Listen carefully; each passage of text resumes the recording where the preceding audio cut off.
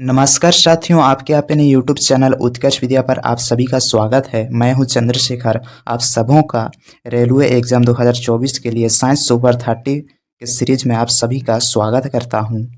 और ये क्वेश्चन आपके किसी भी exam RRB, LP, technician, RPF and NTPC और किसी भी वनडे एग्ज़ाम में काफ़ी इम्पोर्टेंट होने वाला है। तो चलिए वीडियो को स्टार्ट करते हैं बिना किसी देर किए। तो देखिए दोस्तों, फर्स्ट क्वेश्चन हमारे स्क्रीन पे आ चुका है। क्या बोल रहा है देखते हैं। निम्नलिखित में से किस युग्म की इकाइयां समान नहीं है? तो किस किस का यूनिट समान नहीं है? तो देखते हैं ऑप्शन में। चाल और वेग। चाल और वेग का क्या होता है यूनिट्स? चाल और वेग का यूनिट्स होता है मीटर पर सेकेंड। अगर बात करें कार्य, कार्य का क्या होता है जूल, और ऊर्जा का भी होता है जूल। तो इसका भी सेम है। अगर दूरी की बात करें तो दूरी का यूनिट्स क्या होता है मीटर। दूरी को मीटर से मापते हैं और विस्थापन को भी मीटर से ही मापा जाता है। अगर हम लोग बात करें बल, बल को किससे मापा जाता है? बल को मापा जाता है न्यूटन से। और दाब को किससे मापा जाता है? दाब को मापा जाता है पास्कल से। किससे मापा जाता है? पास्कल से। तो ऑप्शन नंबर डी जो है हमारा, इसके इकाइयां समान नहीं है। तो इसका राइट आंसर हो जाएगा ऑप्शन नंबर डी, बल और दाब। तो बढ़ते हैं नेक्स्ट क्वेश्चन की ओर। हमारा नेक्स्ट क्वेश्चन है, कौन सी किरणें हड्डियों की तस्वीर लेने के लिए प्रयोग की जाती है? तो कौन सी किरणें हड्डियों की तस्वीर लेने के लिए प्रयोग किया जाता है, वो आपको बताना है। तो इसमें आप लोग देख पा रहे होंगे, ये हाथ है, ये हाथ की हड्डी है।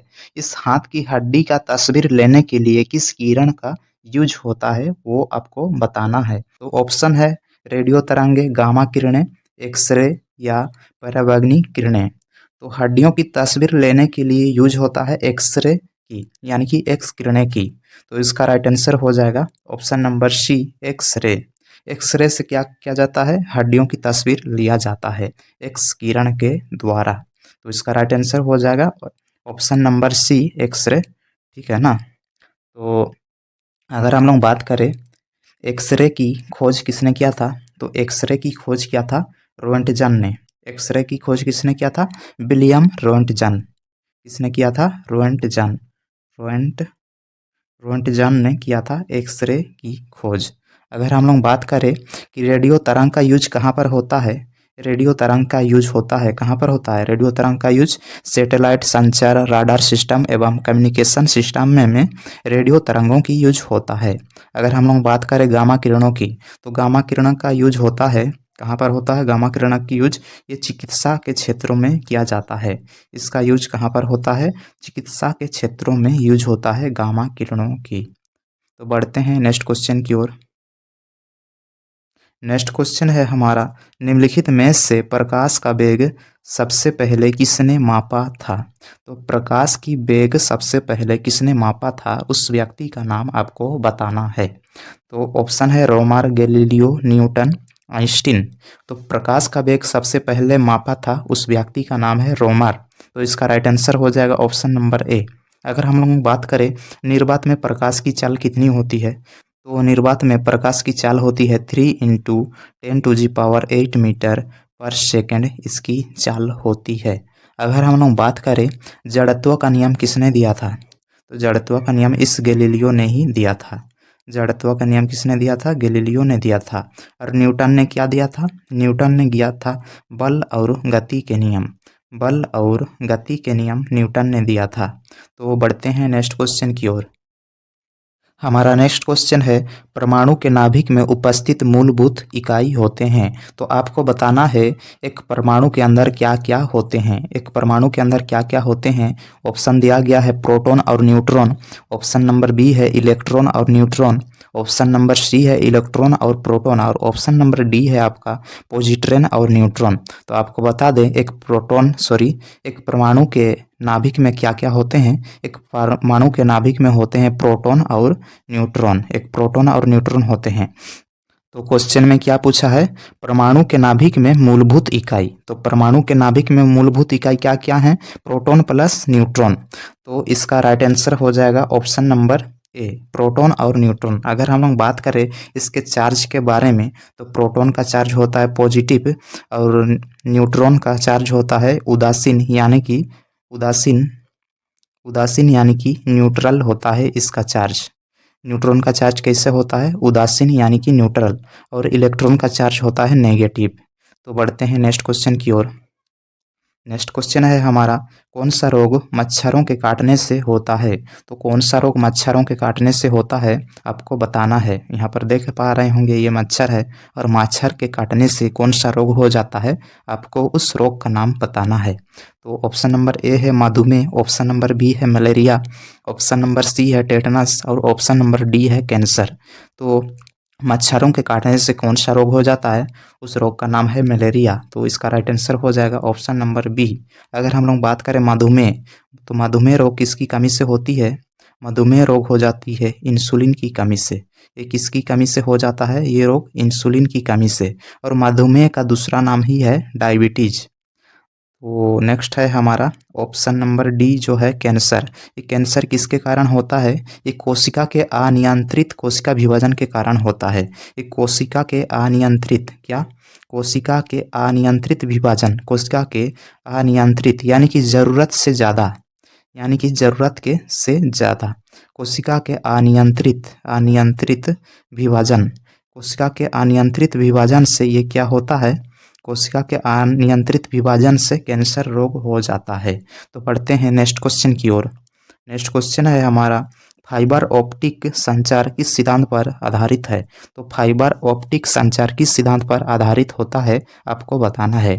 तो प्रकाश का अपवर्तन पर, प्रकाश का परावर्तन पर, प्रकाश का पूर्ण आंतरिक परावर्तन पर या ध्वनि तरंगों का अपवर्तन पर। तो फाइबर ऑप्टिक्स जो होता है ये प्रकाश का पूर्ण आंतरिक परावर्तन पर आधारित होता है। इसलिए इसका राइट आंसर हो जाएगा ऑप्शन नंबर सी, प्रकाश का पूर्ण आंतरिक परावर्तन। इसलिए इसका राइट आंसर हो जाएगा प्रकाश का पूर्ण आंतरिक परावर्तन। अगर हम लोग बात करें फाइबर ऑप्टिक्स के बारे में, अगर हम लोग बात करें फाइबर ऑप्टिक संचार के बारे में, तो इसका यूज कहाँ होता है? इसका यूज होता है इंटरनेट और टेलीकॉम सेक्टर में। इसका यूज कहाँ कहाँ होता है? इंटरनेट में होता है और टेलीफोन में होता है। इसका यूज कहाँ कहाँ होता है? इसका यूज होता है इंटरनेट और टेलीफोन आदि क्षेत्रों में होता है। तो बढ़ते हैं नेक्स्ट क्वेश्चन की ओर। नेक्स्ट क्वेश्चन है हमारा, कार्बन का परमाणु संख्या 6 एवं इसका परमाणु द्रव्यमान 12 है। तो परमाणु के नाभिक में प्रोटॉनों की संख्या कितनी होगी? तो आपको बताना है कि इसमें दिया गया है परमाणु संख्या दिया गया है और परमाणु द्रव्यमान भी दिया गया है। तो उस परमाणु संख्या से आपको ज्ञात करना है क्या? प्रोटॉन की संख्या। तो इसमें प्रोटॉन की संख्या आपको ज्ञात करना है। प्रोटॉन की संख्या कितना होगा आपको क्या करना है? ज्ञात करना है। प्रोटॉन की संख्या कितना होगा? अगर परमाणु संख्या 6 है तो प्रोटॉन की संख्या कितना हो जाएगा? तो प्रोटॉनों की संख्या भी 6 ही हो जाएगा, क्योंकि प्रोटॉन की संख्या को ही क्या कहते हैं? परमाणु संख्या कहते हैं। तो इसका राइट आंसर हो जाएगा ऑप्शन नंबर डी। तो बढ़ते हैं नेक्स्ट क्वेश्चन की ओर। तो नेक्स्ट क्वेश्चन है हमारा, कंप्यूटर विज्ञान में यूएसबी का पूरा नाम क्या है? तो आपको बताना है यूएसबी का पूरा नाम यानी कि फुल फॉर्म क्या होता है। तो कंप्यूटर के क्षेत्र में यूएसबी का पूरा नाम होता है यूनिवर्सल सीरियल बस। तो आंसर हो जाएगा option number B, universal serial bus.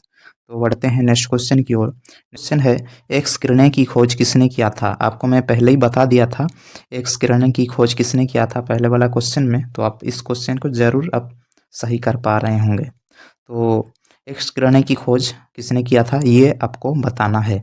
तो ऑप्शन है विलियम रॉन्टगन, विलियम ली, आई थॉमसन या सीवी रामन। तो एक्स किरण की खोज किसने किया था? तो एक्स किरण की खोज किया था विलियम रॉन्टगन ने किया था। तो इसका राइट आंसर हो जाएगा option number A, William Röntgen. अगर हम लोग बात करें एक्स किरण से क्या होता है, तो एक्स किरण का यूज हम लोग कहाँ पर करते हैं? तो एक्स किरण का यूज होता है कहाँ पर होता है? एक्सरे मशीन में होता है। और ये किस लिए होता है? ये हड्डियों की तस्वीर लेने में इसका यूज होता है। ये किस लिए होता है? हड्डियों का तस्वीर लेने में इसका यूज किया जाता है। अगर हम लोग बात करें सीवी रामन की, अगर हम लोग बात करें सीवी रामन की, तो रामन प्रभाव की खोज किसने किया था? तो रामन प्रभाव की खोज रामन प्रभाव की खोज सीवी रामन ने ही किया था। रामन प्रभाव की खोज किसने किया था? सीवी रामन ने किया था। ठीक है, तो बढ़ते हैं नेक्स्ट क्वेश्चन की ओर। तो नेक्स्ट क्वेश्चन है हमारा, निम्नलिखित में से किसे वर्गीकी का पिता कहा जाता है? आपको बताना है वर्गीकी का पिता या जनक किसे कहा जाता है। तो वर्गीकी का पिता किसे कहा जाता है? ऑप्शन है एंगलर, अरस्तु, लिनियस या थियोप्रेस्टस। तो वर्गीकी का पिता कहा जाता है केरोलस लिनियस को। तो इसका राइट आंसर हो जाएगा ऑप्शन नंबर सी, लिनियस। अगर हम लोग बात करें अरस्तु, तो अरस्तु को क्या कहा जाता है? इसको जंतु विज्ञान या जीव विज्ञान का क्या कहा जाता है? जीव विज्ञान का जनक कहा जाता है। जीव विज्ञान का जनक किसे कहते हैं? तो अरस्तु को जीव विज्ञान का जनक कहा जाता है। अगर हम लोग बात करें थियोप्रेस्टस की, तो थियोप्रेस्टस को क्या कहा जाता है? थियोप्रेस्टस को वनस्पति विज्ञान का जनक कहा जाता है। थियोप्रेस्टस को क्या कहा जाता है? वनस्पति विज्ञान का जनक कहा जाता है। तो ठीक है, नेक्स्ट क्वेश्चन की ओर बढ़ते हैं। तो नेक्स्ट क्वेश्चन है हमारा, निम्नलिखित नाभिकीय रिएक्टर की खोज या आविष्कार क्या था? तो आपको बताना है नाभिकीय रिएक्टर की खोज या आविष्कार किस व्यक्ति ने किया था और उस व्यक्ति का नाम क्या है? तो ऑप्शन है Sanford, Enrico Fermi, Henry Becquerel या मार्टिन केलप्रोथ। तो नाभिकीय रिएक्टर की खोज किया था सर एनरिको फर्मी ने। तो इसका राइट आंसर हो जाएगा option number B, Enrico Fermi. अगर हम लोग बात करें नाभिकीय रिएक्टर में किस तत्व का यूज होता है, तो उस तत्व का नाम है यूरेनियम। नाभिकीय रिएक्टर में यूज होने वाला तत्व का नाम क्या है? यूरेनियम। और यूरेनियम की खोज किसने किया था? यूरेनियम की खोज किया था मार्टिन केलप्रोथ ने। अगर हम लोग बात करें हेनरी बेकरल, तो हेनरी बेकरल क्या किया था? हेनरी बेकरल ने क्या था? रेडियो एक्टिविटी यानी कि रेडियो धार्मिकता की खोज किया था। रेडियो रेडियो रेडियो धार्मिकता रेडियो धार्मिकता की खोज किसने किया था? तो हेनरी बेकरल ने किया था। तो बढ़ते हैं नेक्स्ट क्वेश्चन की ओर। नेक्स्ट क्वेश्चन है हमारा, हाइड्रोजन बम का आविष्कार किसने किया था? तो हाइड्रोजन बम का आविष्कार किसने किया था?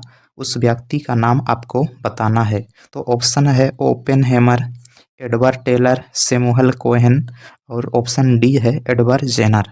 तो हाइड्रोजन बम का आविष्कार क्या था? एडवर्ड टेलर ने किया था। तो इसका राइट आंसर हो जाएगा option number B, Edward Teller. अगर हम लोग बात करें ओपेनहेमर की, तो ओपेनहेमर ने क्या किया था? ये परमाणु बम का आविष्कार किया था। ये क्या किया था? ये परमाणु बम का आविष्कार किया था। परमाणु बम जो है ये नाभिकीय विखंडन पर आधारित है और हाइड्रोजन बम जो है ये नाभिकीय संलयन पर आधारित है। अगर हम लोग बात करें एडवर्ड जेनर की, तो एडवर्ड जेनर ने चेचक की टीके की खोज किया था। एडवर्ड जेनर ने क्या किया था? चेचक के टीके की खोज किया था। तो बढ़ते हैं नेक्स्ट क्वेश्चन की ओर। नेक्स्ट क्वेश्चन है हमारा, किस विटामिन की कमी से स्कर्वी रोग होती है? किस विटामिन की कमी से स्कर्वी रोग होता है? किस विटामिन की कमी के कारण स्कर्वी रोग होता है, उसको आपको बताना है। तो ऑप्शन है vitamin A, vitamin B, vitamin C और विटामिन डी। तो अगर हम लोग बात करें कि विटामिन की खोज या जनक के बारे में, तो विटामिन के जनक किसे कहा जाता है? विटामिन के जनक किसे मानते हैं हम लोग? तो फंग को कहा जाता है विटामिन के जनक। तो विटामिन सी की कमी से कौन सा रोग होता है? विटामिन सी की कमी से ही हो जाता है स्कर्वी रोग। तो इसका राइट आंसर हो जाएगा option number C, vitamin C की कमी से होता है स्कर्वी रोग। अगर हम लोग बात करें विटामिन ए की कमी से कौन सी रोग होता है, तो विटामिन ए की कमी से होता है रतौंधी। रतौंधी यानी कि नाइट ब्लाइंडनेस रोग होता है, रतौंधी रोग होता है। और विटामिन बी की कमी से होता है बेरी बेरी रोग। विटामिन बी की कमी से कौन सा रोग होता है? तो बेरी बेरी रोग होता है। और विटामिन डी की कमी से होता है रिकेट्स नामक बीमारी। विटामिन विटामिन डी की कमी से कौन सा रोग होता है? तो रिकेट्स रोग होता है। तो बढ़ते हैं नेक्स्ट क्वेश्चन की ओर। नेक्स्ट क्वेश्चन है हमारा, लोहे को जंग से बचाने के लिए किस धातु का उस उससे यहाँ पर उससे हो गया, यहाँ पर उस होना चाहिए, उस पर लेप चढ़ाया जाता है। लोहे को जंग से बचाने के लिए किस धातु का लेप चढ़ाया जाता है, उस धातु का नाम आपको बताना है। तो ऑप्शन है पारा, जिंक, सोना, चांदी। तो लोहे को जंग से बचाने के लिए किस धातु का यूज होता है? तो उस धातु का नाम है जिंक यानी कि जस्ता। तो इसका राइट आंसर हो जाएगा option number B, zinc. Next question है, निम्नलिखित में से सभी अम्लों में कौन सा तत्व पाया जाता है। तो अम्लों में कौन सा तत्व पाया जाता है, आपको उस तत्व का नाम बताना है। तो अम्ल में कौन सा तत्व पाया जाता है, नाइट्रोजन, ऑक्सीजन, सोडियम, हाइड्रोजन। तो अम्ल जो होता है उसमें कौन सा तत्व पाया जाता है, उस तत्व का नाम आपको बताना है। तो प्रत्येक अम्ल में क्या होता है, H+ आयन पाया जाता है, H+ आयन पाया जाता है। और ये H ही क्या है, ये हाइड्रोजन है। तो इसमें क्या पूछा है क्वेश्चन में, सभी अम्लों में कौन सा तत्व पाया जाता है। तो इसका राइट आंसर हो जाएगा ऑप्शन नंबर डी, हाइड्रोजन। तो बढ़ते हैं नेक्स्ट क्वेश्चन की ओर। नेक्स्ट क्वेश्चन है हमारा, किस पदार्थ को उड़नशील कहा जाता है। तो आपको बताना है किस पदार्थ को उड़नशील कहा जाता है, उस पदार्थ का नाम आपको बताना है। तो ऑप्शन है बेंजीन, आयरन, एल्यूमिनियम, सोना। तो बेंजीन जो है उसको क्या कहते हैं, इसको उड़नशील के नाम से भी जाना जाता है, क्योंकि ये बहुत जल्दी बाष्पीकरण कर लेता है। तो इसका राइट आंसर हो जाएगा ऑप्शन नंबर ए, बेंजीन। और इसको उड़नशील किस लिए कहा जाता है, क्योंकि ये तरल से गैस में बहुत जल्दी परिवर्तित हो जाती है। और भी इसके बहुत सारे एग्जाम्पल हो सकते हैं, जैसे कि एल्कोहल, एल्कोहल, उसके बाद हो जाएगा पेट्रोल, पेट्रोल, पेट्रोल आदि। तो बढ़ते हैं नेक्स्ट क्वेश्चन की ओर। नेक्स्ट क्वेश्चन है हमारा, रेडियोधर्मी तत्वों के विघटन से कौन सी किरणें उत्सर्जित होती है। तो आपको बताना है, जब रेडियोधर्मी तत्वों का विघटन होता है तो उसमें से कौन सा किरण निकलता है, यानी कि उत्सर्जित होती है, उस किरण का नाम क्या है। तो जब रेडियोधर्मी तत्वों का विघटन होता है तो उसमें से गामा किरणें का उत्सर्जित होना शुरू होता है। तो इसका राइट आंसर हो जाएगा ऑप्शन नंबर ए, गामा किरण। बढ़ते हैं नेक्स्ट क्वेश्चन की ओर। नेक्स्ट क्वेश्चन है हमारा, निम्नलिखित में से कौन सा पदार्थ तंबाकू में मौजूद होता है। तो आपको बताना है, तो तंबाकू में कौन सा पदार्थ पाया जाता है। आपको क्या बताना है, तंबाकू में कौन सा पदार्थ पाया जाता है। तो तंबाकू में कौन सा पदार्थ पाया जाता है, निकोटीन, कैफीन, नियासिन या मॉर्फिन। तो तंबाकू में निकोटीन पदार्थ पाया जाता है। तो इसका राइट आंसर हो जाएगा ऑप्शन नंबर ए, निकोटीन। अगर हम लोग बात करें कैफीन के बारे में, अगर हम लोग बात करें कैफीन के बारे में, तो कैफीन किस में पाया जाता है, तो ये कहाँ पाया जाता है, चाय में पाया जाता है कैफीन। तो बढ़ते हैं नेक्स्ट क्वेश्चन की ओर। नेक्स्ट क्वेश्चन है हमारा, पुष्पी पदार्थों को रखा गया है। तो आपको बताना है, जिसका फूल हो उसको किस कैटेगरी में रखा गया है, यानी कि ऐसे पदार्थ जिसका फूल हो उसको किस कैटेगरी में रखा गया है, क्रिप्टोगेम्स, फेनरोगेम्स या ब्रायोफाइटस या ट्रिडोफाइटस। तो ऐसे पदार्थ जिसका फूल होता है उसको रखा गया है फेनरोगेम्स कैटेगरी में रखा गया है। तो इसका राइट आंसर हो जाएगा ऑप्शन नंबर बी, फेनरोगेम्स। अगर हम लोग बात करें ऐसी पदार्थ जिसका फूल ना हो, जिसका फूल ना हो उस पदार्थों को रखा गया है क्रिप्टोगेम्स में। जिसका फूल ना हो, जिसका क्या ना हो, जिसका फूल ना हो, जिसका फूल, जिसका जिसका जिसका फूल ना हो उस पदार्थों को रखा गया है, ऐसे पदार्थ जिसका फूल ना हो उन पदार्थों को रखा गया है क्रिप्टोगेम्स कैटेगरी में। तो ठीक है, आगे बढ़ते हैं।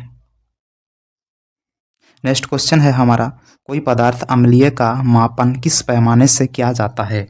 तो आपको बताना है, कोई भी पदार्थ अम्ल है कि क्षार है, ये किस यंत्र से, किस उपकरण से पता लगाते हैं। तो उस उपकरण का नाम आपको बताना है। तो उस उपकरण का नाम क्या है, डेसिबल, कैलोरी, पीएच या एम्पियर। तो कोई पदार्थ की अम्लीयता या क्षारीयता को पता लगाने के लिए हम लोगों को पीएच स्केल की ज़रूरत पड़ती है। तो इसका राइट आंसर हो जाएगा option number C, pH scale. कोई पदार्थ की अम्लता मापन किसी पीएच स्केल से ही किया जा सकता है। तो इसका राइट आंसर क्या हो जाएगा, पीएच। इधर जितना बढ़ते जाएगा 7 से इधर 0 की तरफ, उतना उसका एसिड का लेवल बढ़ते जाएगा। और इधर जितना बढ़ते जाएगा 7 से आगे 14 तक, तो उसका क्षारीयता की जो लेवल है उस वह बढ़ते जाएगा। और यहाँ पर 7 में एकदम आके रुक जाएगा, तो उसको हम लोग क्या मानेंगे, उसको मानेंगे हम लोग उदासीन। तो बढ़ते हैं नेक्स्ट क्वेश्चन की ओर। नेक्स्ट क्वेश्चन है हमारा, सूर्य से आने वाली ऊर्जा किस प्रकार की होती है। तो आपको बताना है कि जब सूर्य से आता है ऊर्जा वह किस प्रकार की होती है, यांत्रिक ऊर्जा, परमाणु ऊर्जा या सौर ऊर्जा या रासायनिक ऊर्जा। जब सूर्य से आता है किरण तो वह किस ऊर्जा के रूप में आता है, तो सौर ऊर्जा के रूप में आता है। तो इसका राइट आंसर हो जाएगा ऑप्शन नंबर सी, सौर ऊर्जा। तो ठीक है, नेक्स्ट क्वेश्चन की ओर बढ़ते हैं। नेक्स्ट क्वेश्चन है हमारा, पदार्थ की कोशिका भित्ति किससे बनी होती है। तो पदार्थ की कोशिका भित्ति किससे बनी होती है, उसका नाम आपको बताना है। तो ऑप्शन है सेल्यूलोज, लाइकोपिन, काइटिन या केरोटिन। तो पदार्थ की जो कोशिका भित्ति होती है वह किसकी बनी होती है, वह सेल्यूलोज की बनी होती है। तो इसका राइट आंसर हो जाएगा option number A, cellulose. Lycopene क्या है, ये टमाटर का वर्णी लवक है जिसके कारण टमाटर क्या दिखता है, लाल दिखता है। ये क्या है, टमाटर का वर्णी लवक है। और केरोटिन क्या है, केरोटिन जो है ये पपीता का वर्णी लवक है। तो बढ़ते हैं नेक्स्ट क्वेश्चन की ओर। नेक्स्ट क्वेश्चन है हमारा, किसी व्यक्ति द्वारा डॉट डॉट लेने से एसिडिटी ठीक हो सकती है।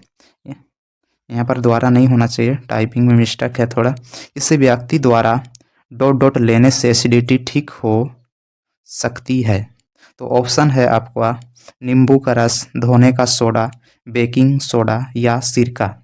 तो एक व्यक्ति को एसिडिटी ठीक करने से उसे क्या लेना चाहिए, उस चीज़ का, उस पदार्थ का नाम आपको बताना है। तो ऑप्शन क्या है, नींबू का रस, धोने का सोडा या बेकिंग सोडा। तो किसी व्यक्ति को एसिडिटी ठीक करने के लिए क्या लेना चाहिए, बेकिंग सोडा। तो इसका राइट आंसर हो जाएगा option number C, baking soda. Baking soda का रासायनिक सूत्र होता है, बेकिंग सोडा का रासायनिक सूत्र होता है sodium by carbonate, sodium by carbonate. तो बढ़ते हैं नेक्स्ट क्वेश्चन की ओर। नेक्स्ट क्वेश्चन है हमारा, नारियल की छाल का निर्माण निम्नलिखित में से किस ऊतक द्वारा होता है। तो आपको बताना है नारियल की छाल का जो निर्माण होता है वह किस टिश्यू या किस ऊतक द्वारा होता है। तो नारियल की छाल का निर्माण किस ऊतक के कारण होता है, उस ऊतक का नाम आपको बताना है। तो ऑप्शन है पारेनकाइमा, कोलेनकाइमा, हीमोग्लोबिन या स्क्लेरेनकाइमा। तो नारियल की छाल का जो निर्माण होता है वह होता है स्क्लेरेनकाइमा ऊतक के कारण ही होता है। तो इसका राइट आंसर हो जाएगा ऑप्शन नंबर डी, स्क्लेरेनकाइमा। अगर हम लोग बात करें कोलेनकाइमा की, तो पौधों में जो लचीलापन होता है, पौधे में क्या होता है, पौधे में लचीलापन होता है, ये किसके कारण होता है, ये कोलेनकाइमा के कारण ही होता है। पौधे में लचीलापन, पौधे में लचीलापन जो होता है ये कोलेनकाइमा ऊतक के कारण ही होता है। तो बढ़ते हैं नेक्स्ट क्वेश्चन की ओर। नेक्स्ट क्वेश्चन है हमारा, धरती पर जीवन का मुख्य स्रोत क्या है। तो आपको बताना है धरती पर जीवन का मुख्य स्रोत क्या है। तो ऑप्शन है चंद्रमा, सूर्य, पानी, हवा। तो इसका राइट आंसर हो जाएगा ऑप्शन नंबर बी, सूर्य। सूर्य जो है ये धरती पर जीवन का सबसे मुख्य स्रोत माना जाता है, इसलिए इसका राइट आंसर हो जाएगा ऑप्शन नंबर बी, सूर्य। तो बढ़ते हैं नेक्स्ट क्वेश्चन की ओर। नेक्स्ट क्वेश्चन है हमारा, निम्नलिखित में से किस ग्रंथि को मास्टर ग्रंथि के नाम से भी जाना जाता है। तो आपको बताना है किस ग्रंथि को मास्टर ग्रंथि के नाम से जाना जाता है और उस ग्रंथि का नाम क्या है। तो ऑप्शन है थायराइड ग्रंथि, अग्नाशय, यकृत या पीयूष ग्रंथि। तो पीयूष ग्रंथि जो है इसको कहा जाता है मास्टर ग्रंथि। पीयूष ग्रंथि को ही हम लोग मास्टर ग्रंथि के नाम से जानते हैं, तो इसलिए इसका राइट आंसर हो जाएगा ऑप्शन नंबर डी, पीयूष ग्रंथि। और ये कहाँ पर होता है, हमारे मस्तिष्क पर इस ग्रंथि की उपस्थिति होती है।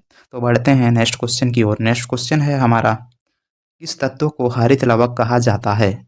तो आपको बताना है किस तत्वों को हरित लवक कहा जाता है। तो ऑप्शन है क्लोरोफिल, कार्बन डाइऑक्साइड, ऑक्सीजन या नाइट्रोजन। तो क्लोरोफिल को ही हरित लवक कहा जाता है, तो इसका राइट आंसर हो जाएगा ऑप्शन नंबर ए, क्लोरोफिल।